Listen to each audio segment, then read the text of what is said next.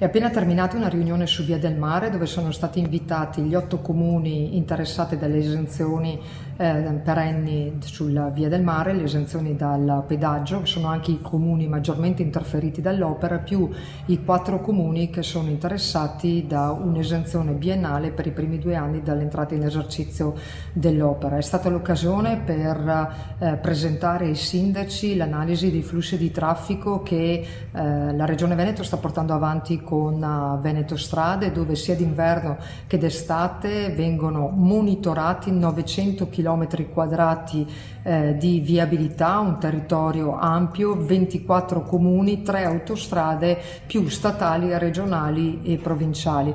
È stato un incontro molto costruttivo, assolutamente utile anche per sciogliere qualche nodo e qualche perplessità o curiosità che avevano i sindaci. Insomma, adesso andiamo avanti con l'opera. Entro la fine del mese di novembre verrà depositato il progetto definitivo e poi si aprirà la conferenza dei servizi dove verranno invitati tutti gli enti, compresi i comuni, che hanno un interesse diretto o indiretto all'opera.